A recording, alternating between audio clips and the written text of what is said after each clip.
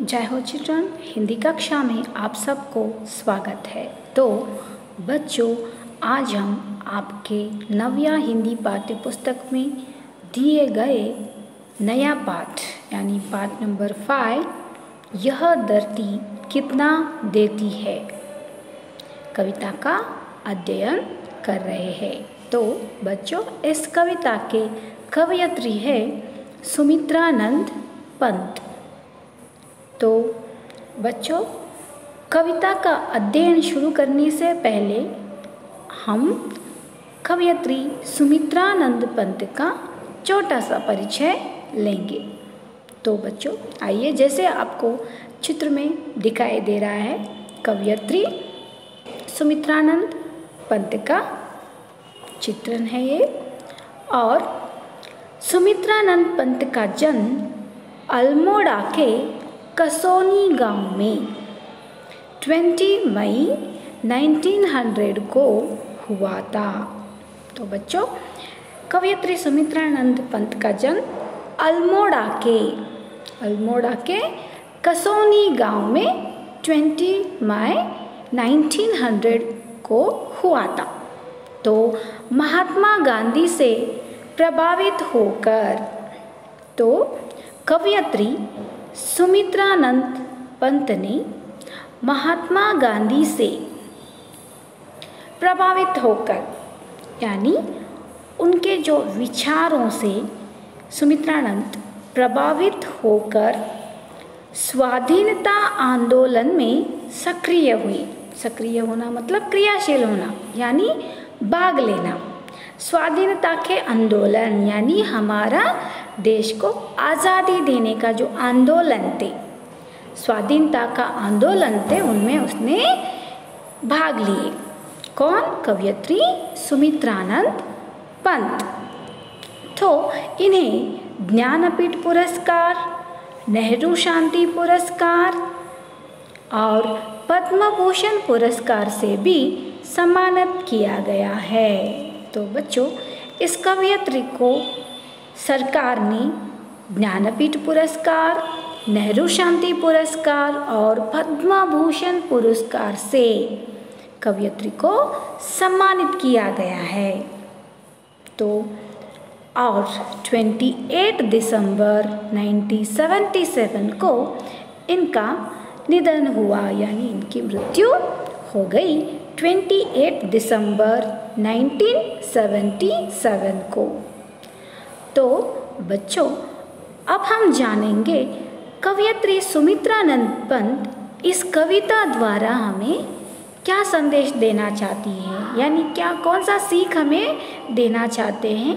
तो बच्चों आइए कविता का शुरुआत करेंगे। तो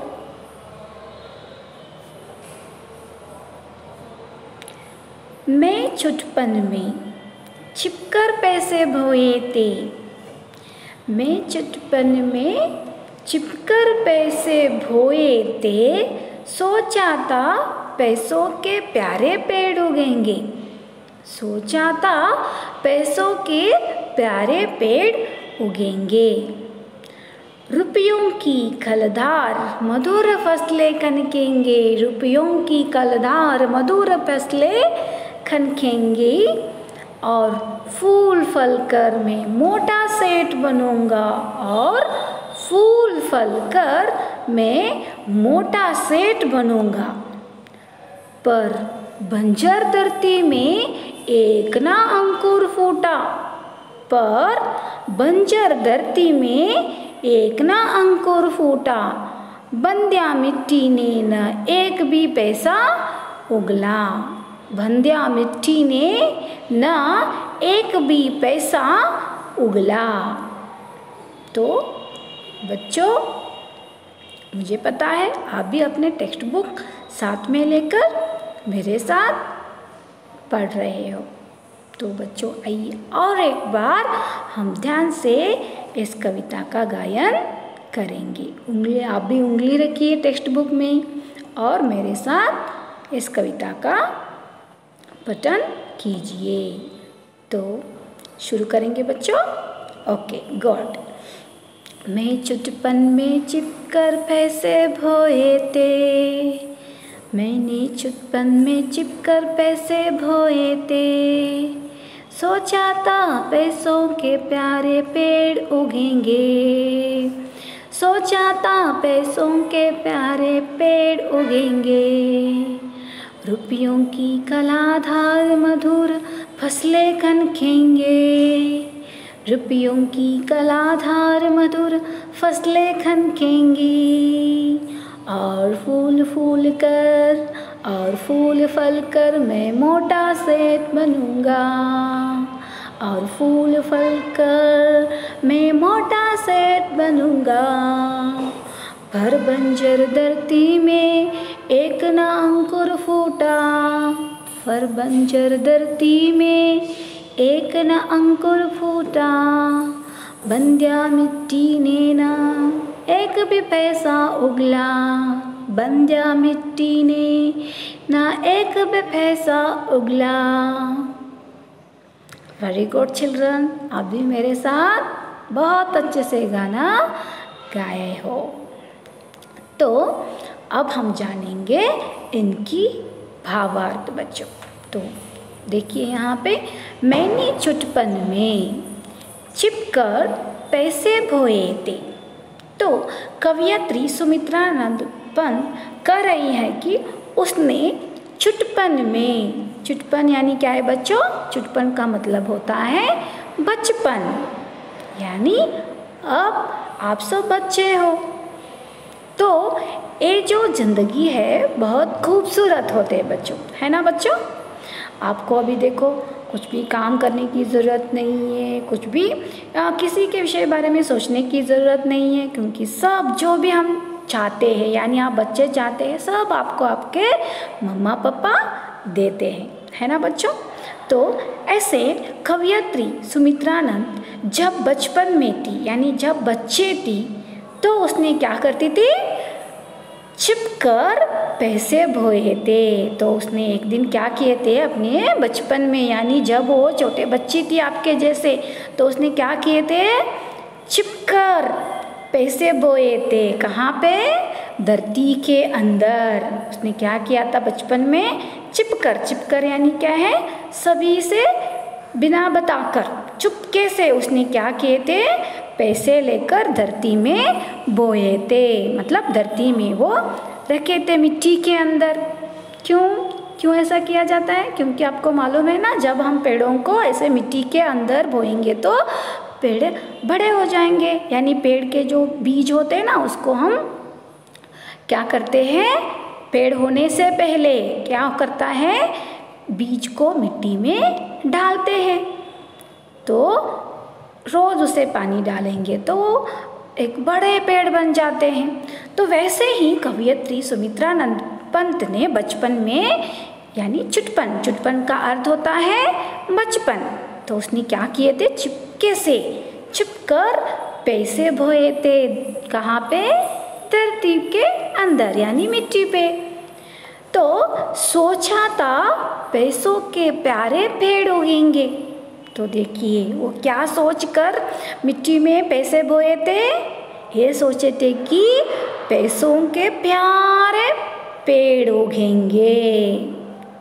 तो जैसे हम बीज डाले तो पेड़ उगते हैं, है ना? देखिए आम का बीज हमने मिट्टी में डाले तो आम का बहुत बड़ा पेड़ बन जाता है, आप जानते हो ना बच्चों? तो वैसे ही कवयित्री सुमित्रा नंद पंत ने ये सोचे थे कि जैसे हम आम के बीज को मिट्टी में डालेंगे तो बहुत बड़ा पेड़ बनकर ढेर सारे हमको आम देते हैं खाने के लिए, है ना बच्चों? तो वैसे ही हम पैसे मिट्टी में भरेंगे तो पैसों का पेड़ उगेंगे। ऐसा सोचकर कवयित्री जब वो छोटी थी, यानी अपनी बचपन में क्या किए थे? उसने पैसे भोए थे। तो आगे क्या होता है देखिए बच्चों, रुपयों की कलाधार मधुर फसलें खनकेंगे। तो क्या क्या सोचे थे वो? पैसों के प्यारा सा पेड़ उगेंगे और रुपयों की कलाधार मधुर फसलें खनकेंगे, यानी जैसे आमों के ढेर सारे फसलें आते हैं, बहुत ढेर सारे आम आते हैं पेड़ों से, वैसे ही ढेर सारे पैसे आएंगे, पैसों की फसलें आएंगे, ऐसे सोचकर उसने क्या किए थे, मिट्टी पे पैसे बोए थे। और वो क्या क्या सोचे थे देखिए बच्चों, जब हम पैसे मिट्टी पे डालेंगे तो ढेर सारे पैसे आएंगे, तो ढेर सारे पैसे यानी बहुत से पैसे पेड़ पे उगेंगे, तो हम उन पैसों से क्या क्या करेंगे। तो देखिए वो कैसे सोच रहे हैं, वो कह रहे हैं कि और फूल फल कर मैं मोटा सेठ बनूंगा। तो देखिए वो सोच रहे हैं कि फूल होता है, जब हम पैसे मिट्टी पे डाले हैं तो उससे फूल बनता है, फूल बनने के बाद फल होगा, और फल से हम क्या बनेंगे, एक बड़े अमीर आदमी बनेंगे। मोटा सेठ बनना मतलब एक बड़ा व्यक्ति बनना, यानी अमीर आदमी बनना, रिच होना। तो वैसे सोचकर उसने क्या किए थे, बचपन में पैसे मिट्टी में बोए थे। क्या क्या सोचे थे वो, पैसों के प्यारे बड़ा सा पेड़ उगेंगे और पेड़ में ढेर सारे पैसे होंगे, पेड़ों की फसलें होंगे। तो बच्चों आप देखे हैं ना, जैसे हम आम का बीज मिट्टी में बोए तो पहले वो क्या हो जाता है, बीज बन जाता है, बाद में ऊपर पेड़ आना शुरू होता है, छोटा छोटा छोटा पौधे आना शुरू होता है, जो वही पौधे बहुत बड़ा पेड़ बनते हैं। तो पेड़ बनने के बाद उसमें फूल खिलते हैं, तो फूल बाद में क्या बन जाते हैं, फल जानते हैं, यानी आम का फल बन जाते हैं। तो बहुत ढेर सारे वहाँ पे आम का फल आते हैं। वैसे ही वो सोच रहे कि हम पैसे उगेंगे तो उन पैसों से फूल फल बनकर तो हम क्या बनेंगे, एक मोटा सेठ बनेंगे, यानी बड़े आदमी बनेंगे, अमीर आदमी बनेंगे। ऐसे सोचकर उसने क्या किए थे, धरती पे यानी मिट्टी पे पैसे बोए थे। लेकिन क्या हुआ, आपने कभी देखे हो पैसों के पेड़ होते हैं? नहीं है ना बच्चों। तो ऐसे ही हुआ। तो देखिए क्या हुआ आगे, बंजर धरती।